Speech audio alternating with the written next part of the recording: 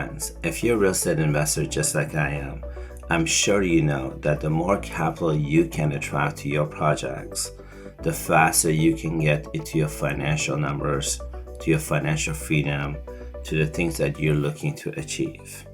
You know, I've been an international real estate investor for over 25 years, and I remember how it was a hustle, and I hated raising capital. I was constantly a hustle for me. I only had at the time, I think, 3 really rich friends. And if I had 15 projects at a time, those 3 friends would get, maybe 200 calls from me getting updates that they couldn't care about.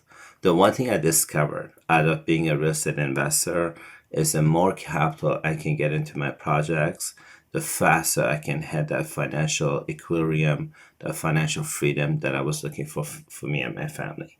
Today, I'm going to give you a short presentation on alternative funding programs that are proven, that have been in existence for a long time, I say banks don't want you to know. These are programs and services that banks primarily offer to their Fortune 30 clients. And today I want to walk you through some of my favorite ones. In full disclosure, the purpose of this video is strictly for entertainment and education purposes. At no point am I going to be trying to sell you something. I don't have a seminar for you to go and sign up for. I don't have a real estate investor book for you to buy. At the end of this, I'm not going to be asking you to invest with me or something else. And most importantly, I also don't have any real estate projects for you to invest in. I'm just going to give you my experience on products and services that I've participated in or help other people participate in like that. Primarily, I'm going to be covering 3 specific areas. Custodian banking, that's one that a lot of real estate investors don't know much about. Banking products and services, specifically stamp letters of credit, how they work and the benefits to you. For lack of a better word, I'm going to use the wrong word. This is a wrong word and I constantly use it. How to print money out of thin air. And the third area I'm going to cover is the area called private placement programs. So custodian banking, letters of credit, specifically stamp letters of credit, and then private placement programs. So let's start with custodian banking. The word custodian means guardian, being a custody of something. A lot of banks around the world offer something called custodian services. This is primarily not a consumer product. So if you are a consumer of a bank, retail banking we call it, this is probably not something that you've heard much about. But if you're an established business and you have something called commercial bank account, if you within your financial institution you work with a commercial division, custodian services is something that you might be very interested in checking out at your bank. Pretty much you walk into a bank that offers, you either walk into your bank or a bank that offers custodian services. And you ask for, hey, can you tell me a little bit about the custodian service that you offer? And primarily what you are getting into a transaction with a banker is what's in it for you and what's in it for the bank for you to offer custodian services. And this is really specifically designed for a real estate investor to make it much, much, much, much easier for you to attract capital for your project. So let's imagine I'm a real estate investor. Let's just imagine I'm a real estate investor and I have $50 million. And let's say I love New York City. I don't know about other parts of the United States, Canada, or elsewhere around the world.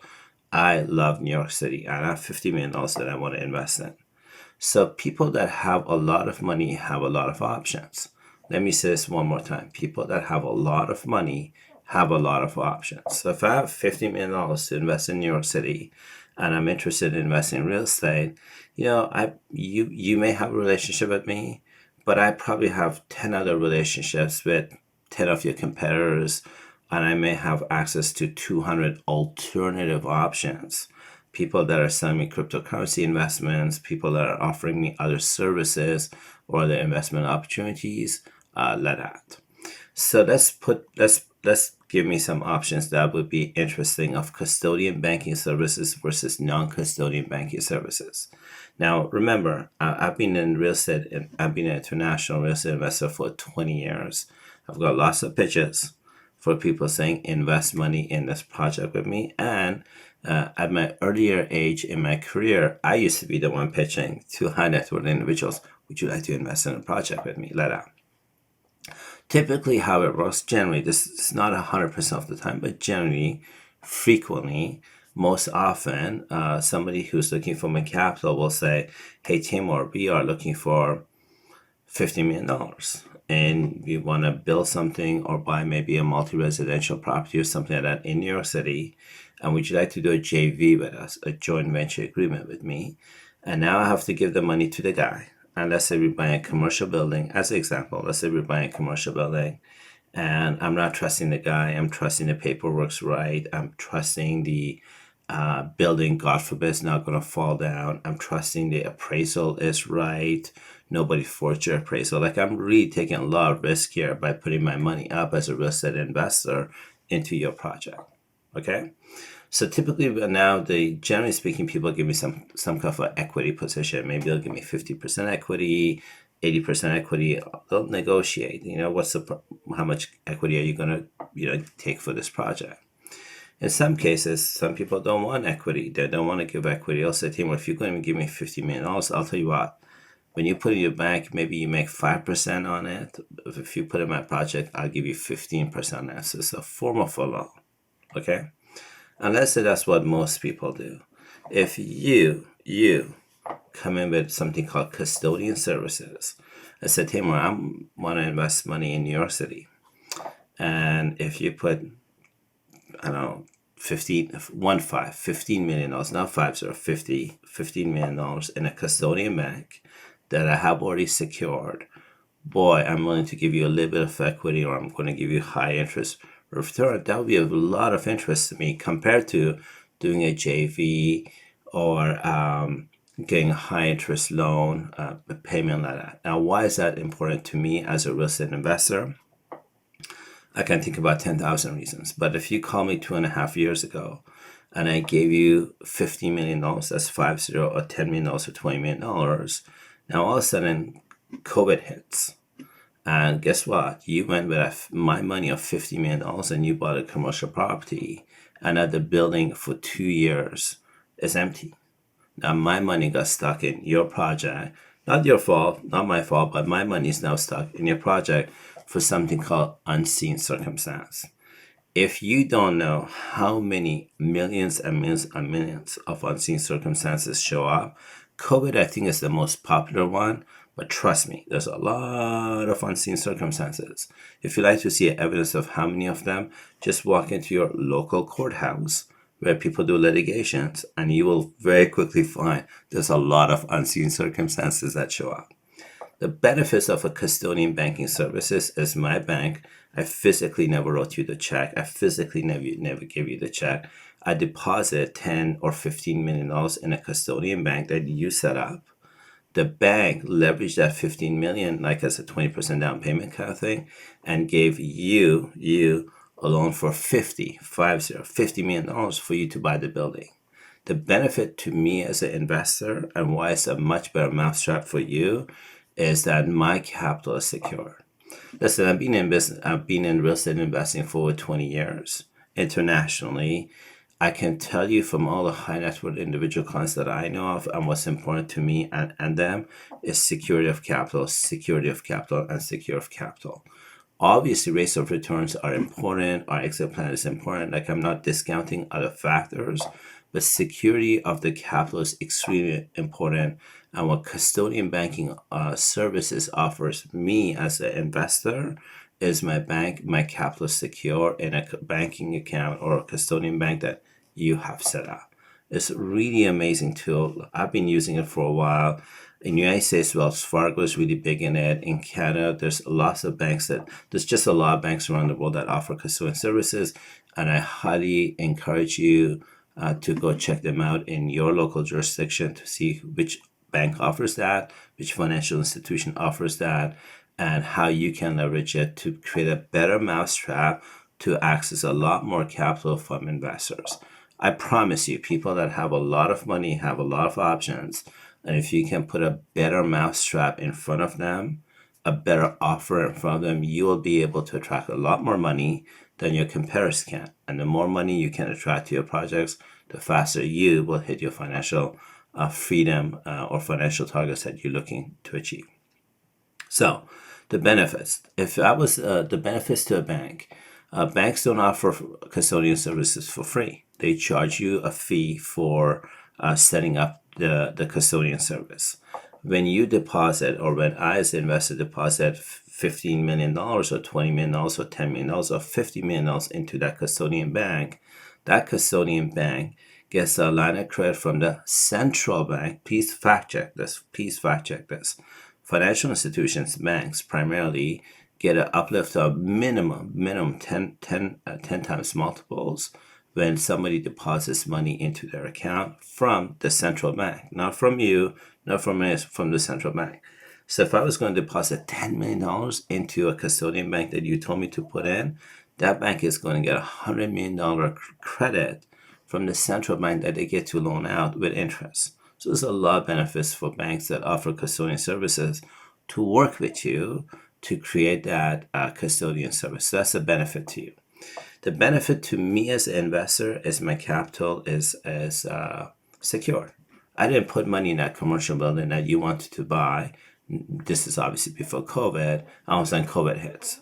Or, maybe you thought this is a great location. You thought this is, whatever you thought this was going to be. I technically didn't give you the money. I put the money in the custodian bank.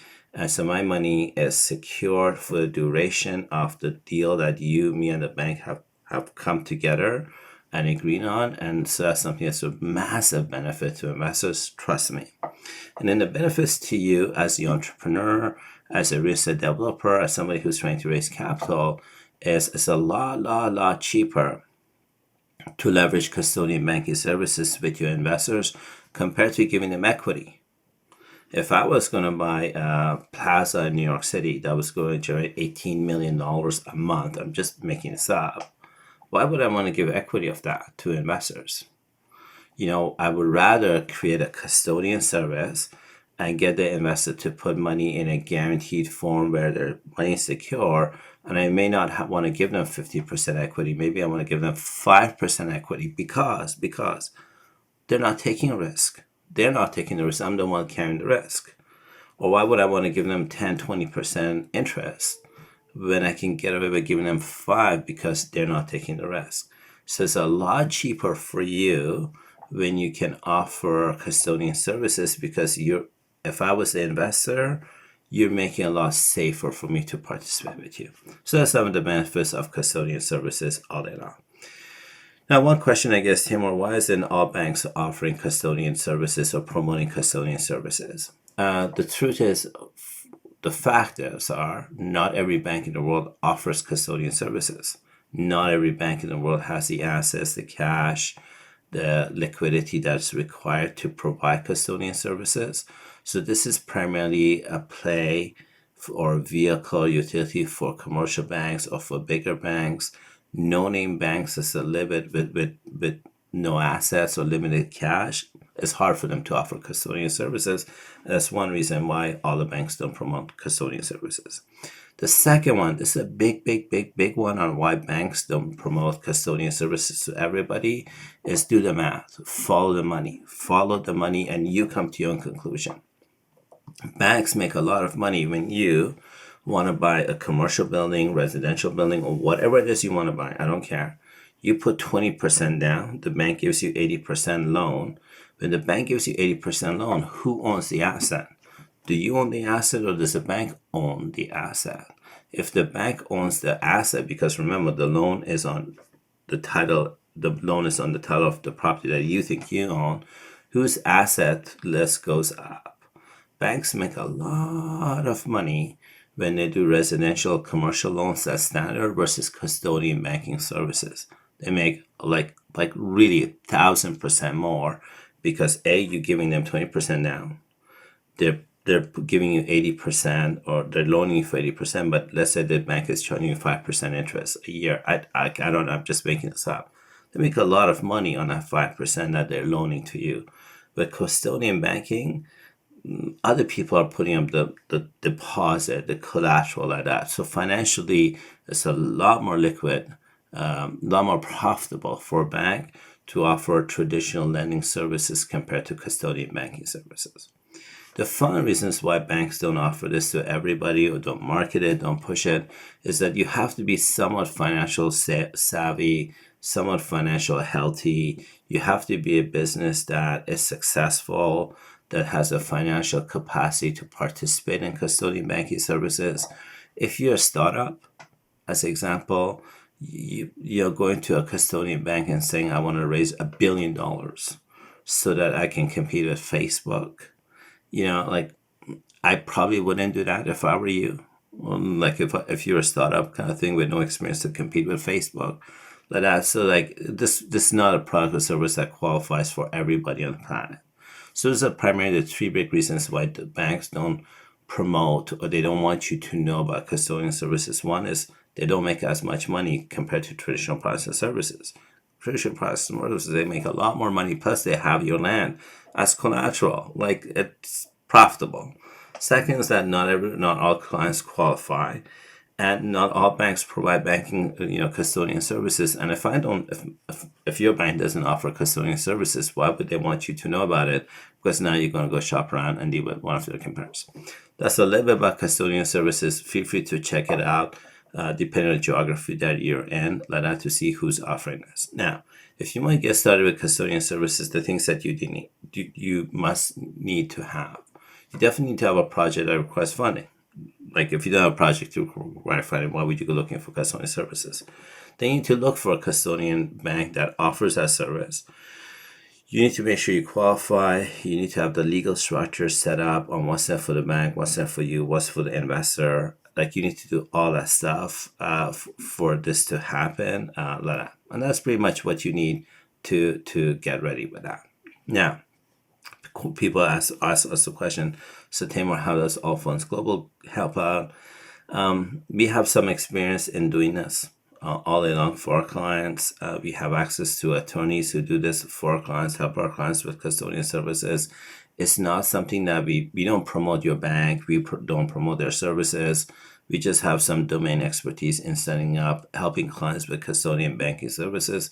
But the client needs to qualify for it. They need to identify a custodian bank that they'd like to work with. We can assist on some strategies and structures around that. That's our domain expertise in custodian services. The next one is one of my favorite ones. It's called standby letters of credit.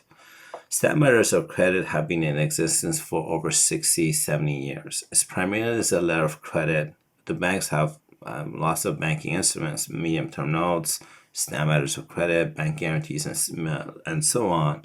SBLCs, which stands for standby letters of credit, is one of the most desirable banking instruments out there. One of the benefits to investors is that if you can get a standby letter of credit, the investor's money is blocked in their account. The investor is giving you the standby letter of credit where you're the beneficiary of the standby letter of credit. And then you can leverage the standby letter of credit to do a lot of really cool things with it. So, as an investor, what I love about standby letters of credit is that the money you're looking for is blocked in my bank, not in your bank. Let me say this one more time. As an investor, what I love about standby letters of credit is that the money is blocked in my bank, not in your bank. So all I do is, if you wanted, going back to the New York example of $50 million, I call my bank, I say, please block $50 million in my bank account and make you the beneficiary of the standby letter of credit. Now the money gets blocked for 1 year, 1 day in my bank account, and you get a letter of credit. So I love that, and that's a massive benefit. If you can offer that to your investors, it's a massive benefit to them. Now, what's the benefit to you? If you take a standby letter of credit and go to your bank, especially European banks, and you leverage that as a deposit, as collateral, as a down payment, you, generally speaking, you get access to 4 times multiples. So somebody who gives you a standby letter of credit for $50 million means that you can go get a $200 million loan. It's a loan. It's a registered loan from a bank. That's a massive benefit for you. Please do some research on this. Please check this out. This is not a new concept. People do this all day long. And if all you need is $50 million, then what you do is you tell your investor, hey, I don't need you to block $50 million. I need to block $10 million or $15 million or $16 million, whatever it is. And then you can leverage that cash that SBLC to go to a bank and get a loan at 4x multiples.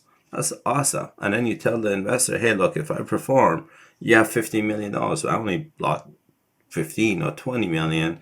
If I perform, maybe you can give me more and more and more, block more and more of your money for me. So this way you and your investor win. Massive benefit. Another benefit to you is that you can do private placement programs. You can take the investor's money and say, hey, Mr. Investor, I want to do this $50 million project in New York City. You have $10 million in your bank. Can I block the money and put it, get a certain amount of credit from it, and then put a percent amount of credit in a private placement program? The private placement program will give you returns of whatever it gives you. Let's say 40% a week, 60% a week. Some platforms give, if it's over $100 million, they pay up to 147% a month, like that. So you can really leverage the amount of credit to your benefit to access a lot of capital for yourself and for your investor all day long. And it's really amazing. Now, the benefit to your bank is unfortunately they only get 1 to 2% of the face value of the instrument is what they charge. So they get some money out of it, but they're not charging enormous of money. It's usually 1 to 2% of the face value of the instrument is what the fees is, what the win is for your bank, if I can say that way. One question I get is, Taimour, why isn't all the banks pushing stamp letters of credit as a credit facility like that? In 2008, 2007, 2008, there was a housing crash in the United States, and everybody knows this because the banks were over leveraged and giving credits. And so companies that offer stamp letters of credit, they're really creating credit in the marketplace. And that was a kind of a slap in their face to cool down, shut up, like if I can say it that way.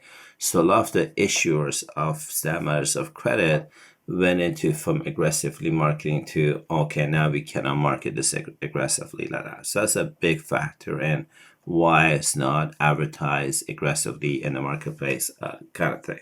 The second is follow the money. If I was your bank, do I want to give you money and then charge you, let's say, I don't know, 5, 10, 20%. I don't know what banks charge. Let's say 5% a year or 8% a year on the money I'm loaning you.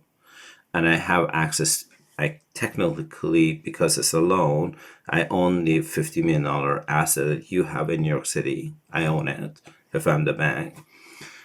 It's a lot more lucrative for a bank to offer you a commercial or loan or any kind of a loan instead of giving you a stamp letter of credit, because in a stamp letter of credit, the bank's only making 1 to 2% of the face value of the instrument.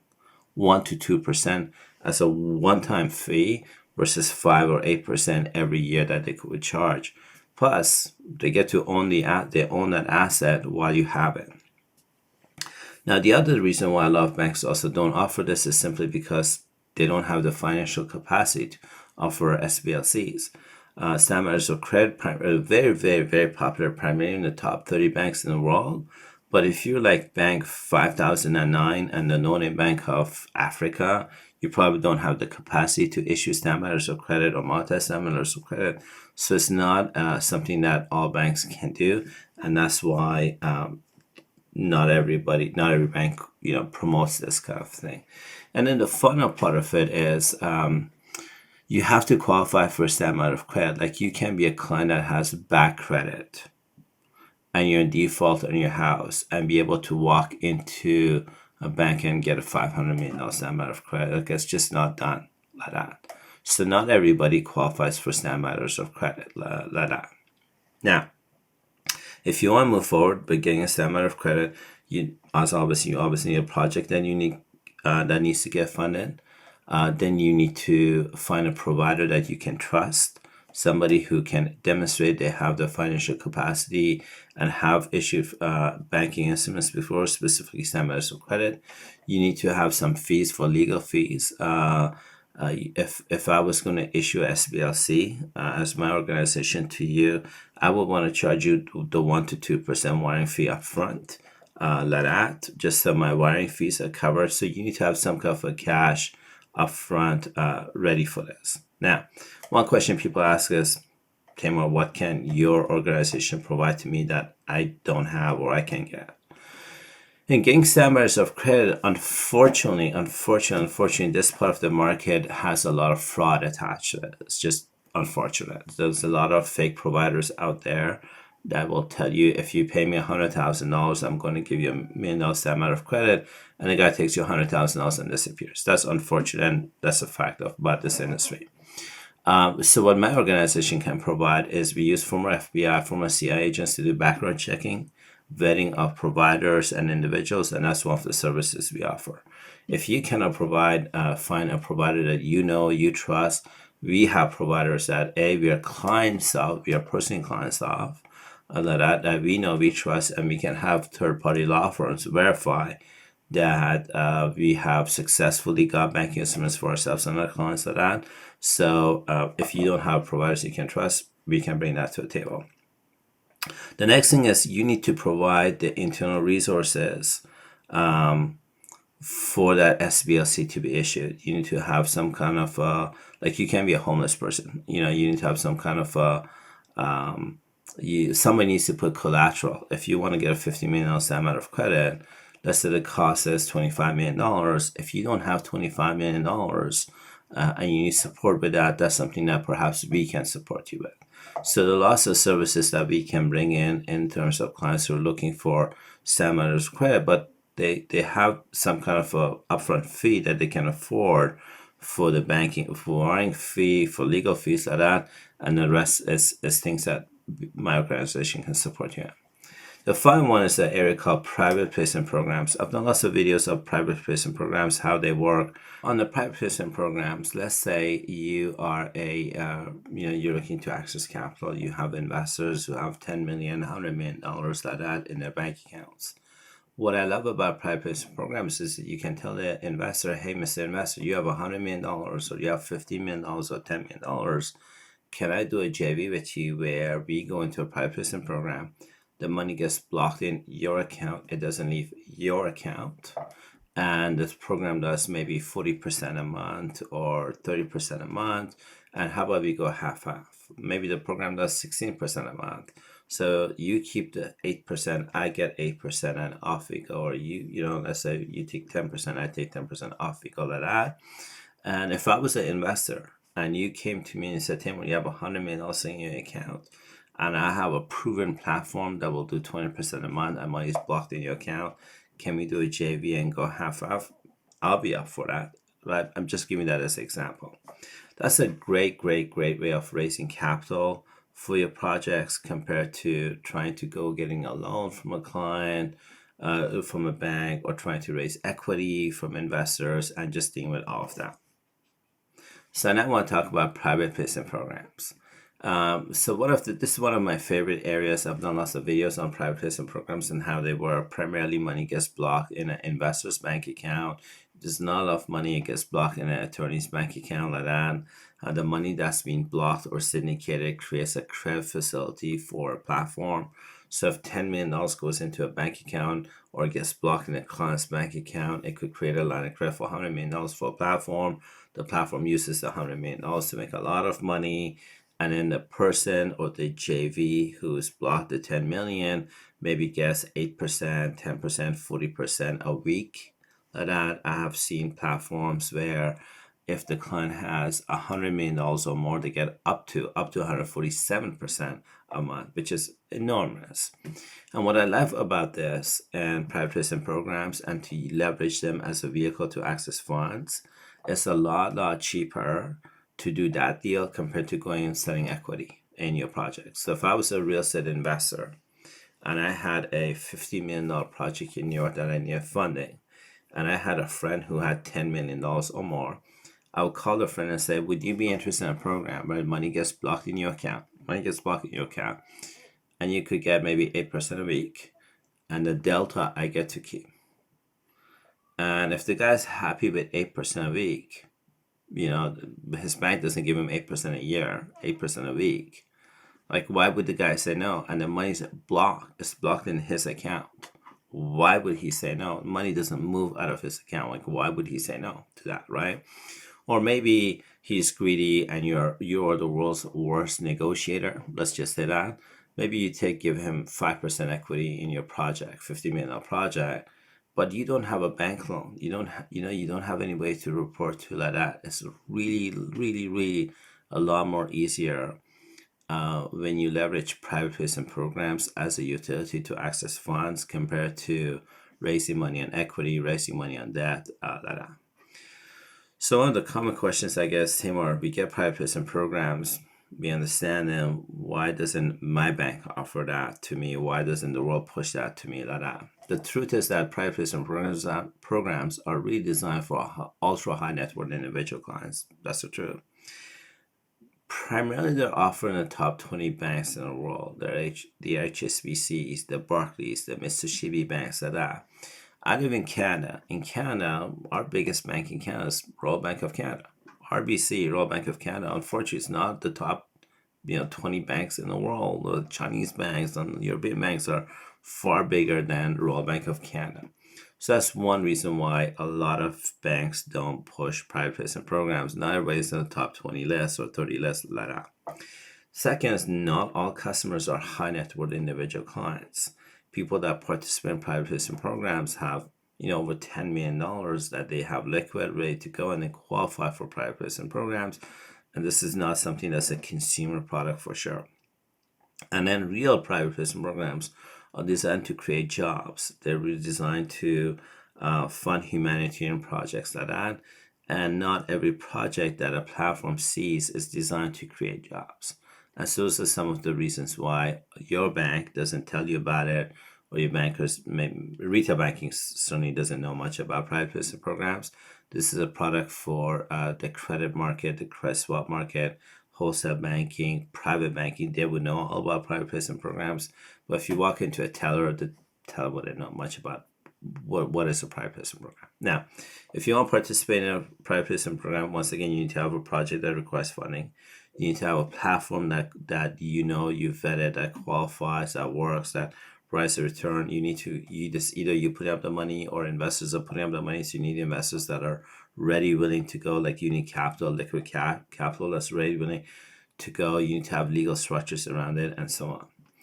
Frequently asked questions people ask is, Taimour, how does AFG, All Funds Global, support us in this area? Well, if you want to go in the private placement program and use it as a vehicle to access capital, I highly, highly, highly recommend having our former FBI, CIA agents vet out the platform to tell you who's real, who's not, who can perform, who cannot, like that.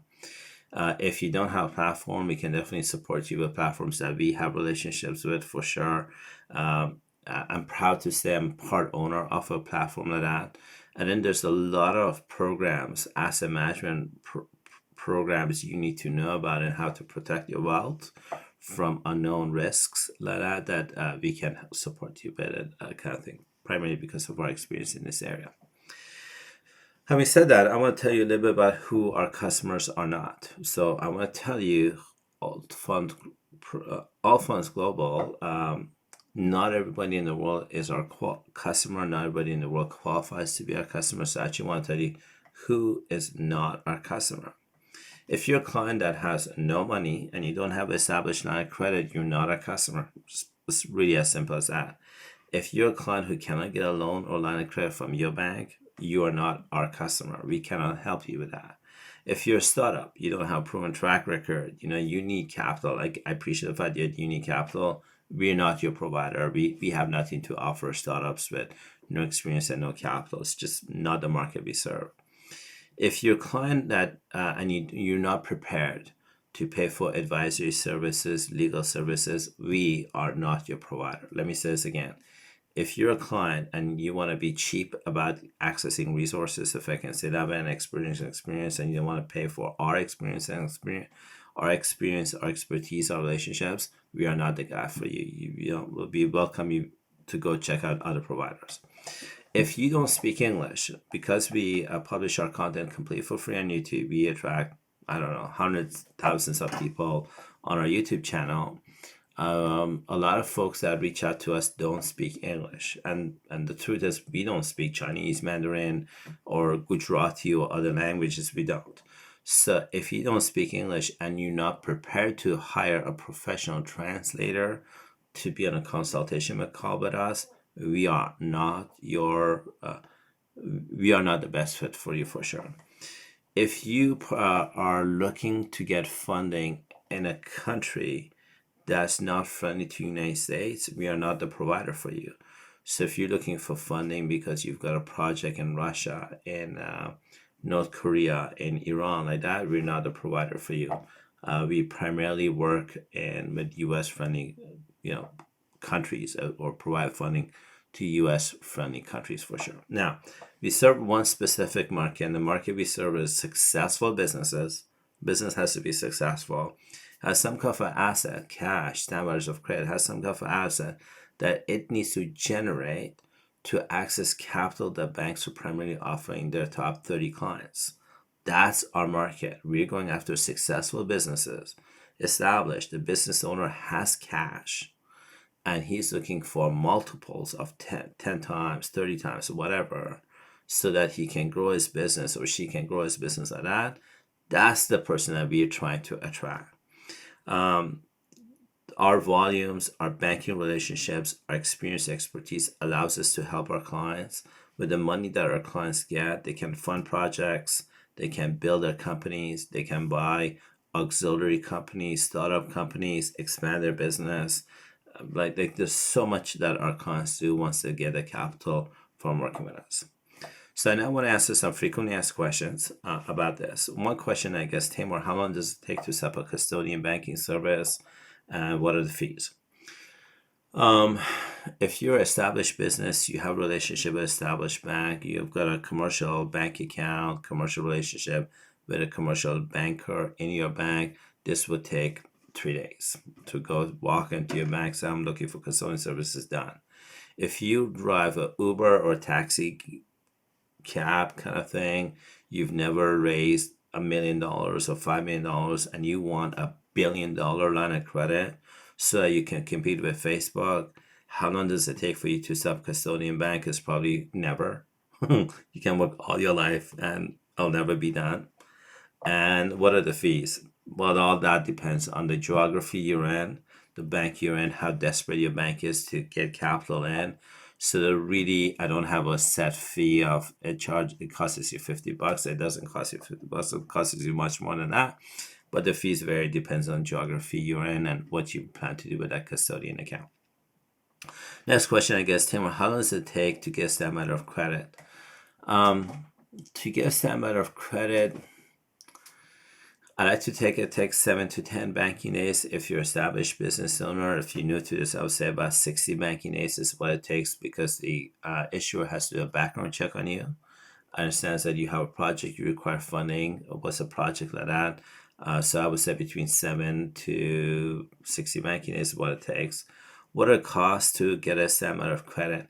If you're getting a lease stamp letter of credit, it varies 7%, 11%, it could go up to 70%, depending on who the issuer is. What do you want the stamp letter of credit to do? It's like buying a car.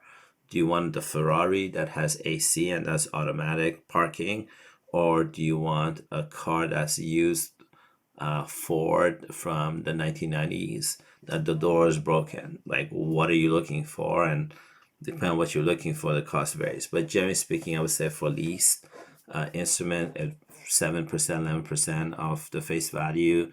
If you're looking for purchase instrument, 50%, 60% from any of the top tier banks. Can I monetize it? Our organization can monetize it. We can help you get the issuer and help you get a monetizer if you need help with that for sure. Next question, I guess, if you want to participate in a private placement program, what are the minimums? It varies depending on the day of the time you are calling us. If you're going to a platform that we co-own a cryptocurrency platform, the minimum is $500,000. If you go into a private placement program that's not a crypto one, it's like real like fiat dollars and so on, the minimum you would need is $10 million to go into a real genuine PPP for sure. That's block funds, and the money gets blocked into your account. Now, these things all varies. The returns, I don't talk about returns in a public domain like that. It's close to the station, and we score 4.8 out of 5 on Trustpilot. I have zero interest in breaking the law on SEC or OSC or any other things, so we don't talk about returns at all. I give some returns in my stories and examples that would be an indication of what returns would be, but I don't talk about returns kind of thing.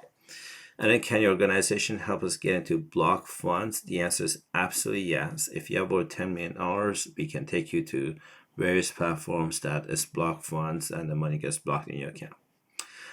Next question. If you want to do a background check on an instrument or private placement provider, what are the FBI CIA fees? So we use former FBI, former CIA agents to do background checks on platforms, individuals, and so on.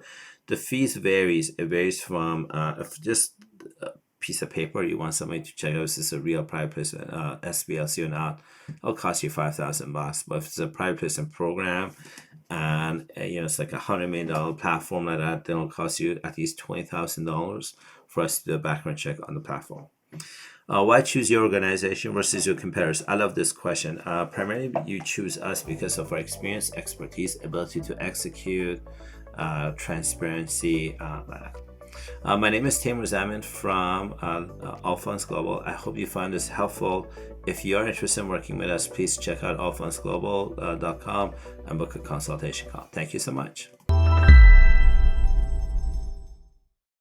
Hi friends, and I'm going to take a minute and answer some of your frequently asked questions. The first question, I guess, Taimour, we love a lot of the content you're producing. We're certainly learning a lot. Is there a way that we can work a little bit closer with your organization and learn a little bit more? So the answer to that is we have 4 ways where you can work a little bit closer with us. The first easier way is buy a copy of our book, Hypergrowth, How to Connect with Customers in New Ways. The second way is that if you're working on a project that requires project financing and you're looking for a consultation around that, strategies from a proven provider, you can book a consultation call. The third one is if you want to join one of our mastermind groups, our brokers go through a mastermind group with our directors of partnerships, or I run a mastermind group on how to become a bank first. And finally, one of my favorite programs is offering trusted advisory services. Primarily, these are for businesses that don't have a CFO or their CFO doesn't have real international banking relationships. They're looking for experts like us to be parachuted for about 6 months, 4 months to look at their assets, look at their strategy, bring in some bank relationships, some product services that could exponentially increase the profitability and the growth of the company. And you can access all of that through the trusted advisory services. If you're interested in things like that, feel free to book a consultation call with me, and I'm happy to help you. Taimour, you're passionate about a mastermind group on why to become a bank first. Why is that so important? Imagine you run a coffee shop and I run a coffee shop. Imagine you buy your coffee beans and your supplies from the same vendor that I buy it from.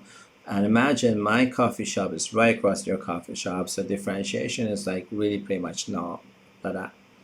If you drank the Kool-Aid called learn how to become a bank first before you become a coffee shop runner or owner, or being a real estate developer, or being a venture capitalist, whatever you do for a living, if you drank the Kool-Aid of becoming a bank first, you will not have issues and the challenges traditional businesses have. Let me give you an example. Allow me to give you an example. You made $500,000 net profit in your coffee shop business. I made $500,000 net profit in my business. You drank the Kool-Aid on how to become a bank first. You take your $500,000, you walk into places like Cayman Islands that allows foreigners like you and I to open bank licenses, not bank accounts, not corporate accounts, but you open up bank licenses. Well, in places like Cayman Islands, you and I can deposit money in our bank accounts because necessarily in our bank accounts if you own a bank license. What you have to do is deposit your money in the Central Bank of Cayman Islands. You have to deposit money in the Central Bank of Cayman Islands. And the central bank gives your bank a line of credit at 10 times multiples, which means your $500K now turns into $5 million. You take your $5 million, and I don't know where you live, in Europe, in Australia, wherever you live in, You go to your bank, your local bank, and you say, hey, I want to grow my coffee business. I need capital for growing it, or I want to buy a auxiliary business, or I want to invest in a new business, or I want to invest in real estate. Here's my business plan. And you know, when you want to buy real estate, you put 20% down and the bank gives you a loan for 80%. So guess what you do with your 5 million? You put it down, your 5 million as your deposit, and you get your bank to give you a loan for 80% of 80% of the project you're looking for with a $5 million deposit. What that means is that now you get a line of credit for $20 million. So I made $500,000, you made $500,000, and you turned into $20 million. Can you outperform me in advertising? Can you maybe go to the supplier and say, hey, I want to get, buy bulk coffee beans or whatever the deal is. Give me a discount that you can't give to Taimour because I'm going to be buying it in bulk. And then outwin me on pricing. Can you, even at $20 million, even the side business, like invest in real estate or something like that? When you become a bank first, you can, when things like coronavirus happens, the unfortunate event of coronavirus happens, and a lot of these businesses just die, you can outlast that. When the unfortunate Russian invasion of Ukraine happens and inflation goes up, and like all these turmoils that happen, you can outlast that all day long because you drank a Kool-Aid called learn how to become a bank first. And that's why I'm very passionate about teaching this. You're not working with amateurs, you're working with experienced professionals who know what they're doing. Next question, I guess, Taimour, you charge a fee for consultation. That's correct, we do. Why do you guys charge a fee for consultation? There's two answers for that. The first answer is that I provide about 40% of my content completely for free on YouTube. That some of the videos attracts millions of viewers, and that leads to about 600 calls a day to us. And a lot of them are junk transactions. It's joker brokers who are shopping around. Is somebody who doesn't have a real transaction. They're tire kickers that are. By charging a consultation fee, we cut all of that out and we talk to people who are serious about doing business with us. The caliber of people we meet are significantly more when we charge a fee compared to when we don't charge a fee. Second reason why I charge a consultation fee is that a lot of times our clients are looking for, hey, if I participate in this program or whatever it is that I'm doing, what are the returns I can get? Well, if you were going to be a joker broker and start providing returns, that's called solicitation. However, if we're charging a fee, the client is legally hiring us, retaining us. And so when you're hiring us as consultants, retaining us as consultants for a very small nominal fee, now we are not soliciting anything. Now comes the best part of the whole thing. We actually refund 100% of the fee to the client at the time of a transaction completing. So we refund 100% of the money when the transaction completes. So this way I wouldn't say there's no cost for the call, but I just want to make sure I'm talking to a qualified individual that's ready, willing, and able to do a transaction versus tire kickers. Who's your ideal client and who's not? Our ideal clients are businesses that have cash, that have to have some kind of liquid cash and or assets like letters of credit, real estate like that, and they're leveraged. They're looking for large amount of capital that banks are offering primarily to their Fortune 30, Fortune 50 clients like that. You're leveraging us because of a volume of transactions we do with banks, our experience, our expertise, our ability to execute, and this new amount of capital allows our clients to get funding that allows them to buy a business, buy a new business, buy existing business, expand your business, get the project funding you need for project expansion like that. And that's the market we are interested in serving, businesses that have some kind of liquid capital and or assets, and they're ready to start a transaction. Why is there no defamation or lawsuits against your organization?